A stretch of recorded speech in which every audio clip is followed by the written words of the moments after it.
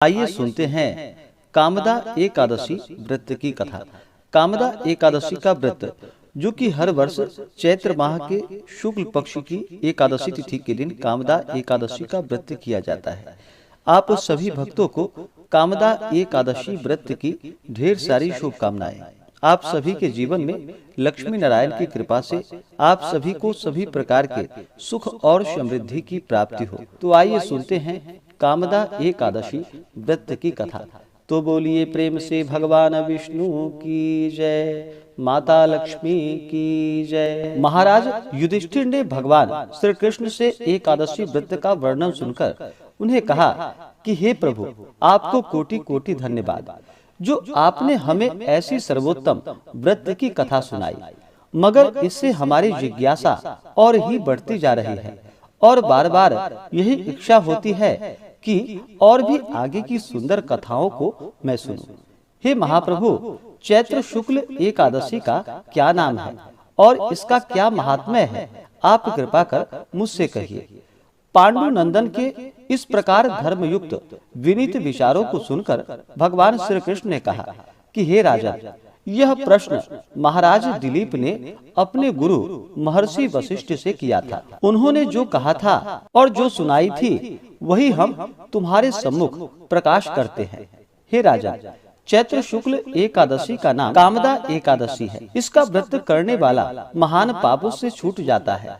यह एकादशी अत्यंत पुण्य को देने वाली, पापों को नष्ट करने वाली और संतान को देने वाली है। सुनो, तुम्हें एक प्राचीन आख्यान सुनाते हैं। एक नगर का नाम भोगीपुर था और वह महान ऐश्वर्यों से संपन्न भी था। वहाँ पर यक्ष और गंधर्वों का निवास था। राजा का नाम पुंडरीक था।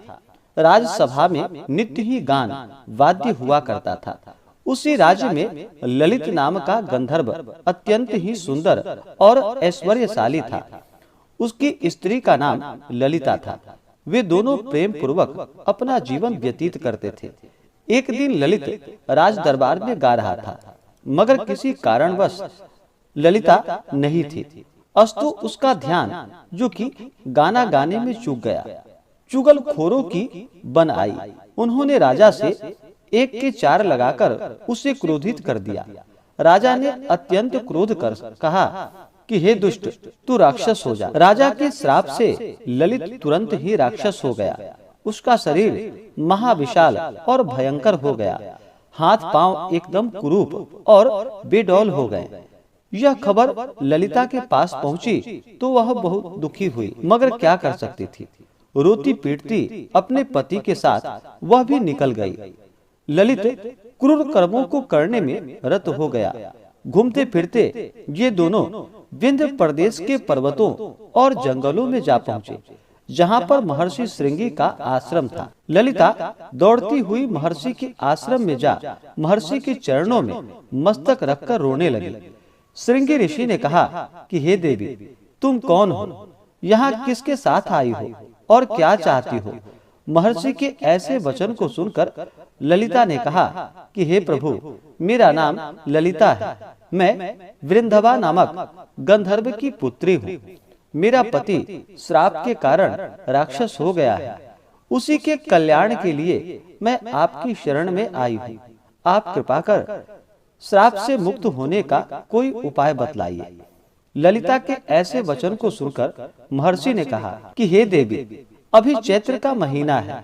तुम चैत्र के शुक्ल पक्ष की कामदा एकादशी का व्रत मेरी बताई हुई रीत के अनुसार करो और उसका फल अपने पति को अर्पण करो। तुम्हारा पति अवश्य ही श्राप से मुक्त हो जाएगा।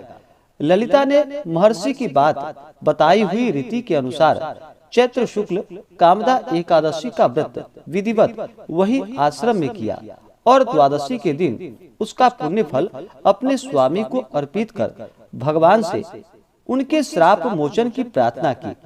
तत्काल ललित का श्राप नष्ट हो गया और पुनः वह अपने प्रथम स्वरूप में हो गया। तब दिव्य विमान पर सवार हो दोनों प्रसन्नता पूर्वक अपने नगर को गए। अस्तु यह कामदा नामक एकादशी का व्रत महान अक्षय फल को देने वाला और पापों को नष्ट करने वाली है। ब्रह्म हत्या इत्यादि महान पापों को करने वाले महान पापी भी कामदा एकादशी का व्रत कर पाप से मुक्त हो जाते हैं। इस कथा के कहने एवं सुनने से वाजपेयी यज्ञ करने का फल प्राप्त होता है। तो बोलिए प्रेम से भगवान विष्णु की जय, माता लक्ष्मी की जय।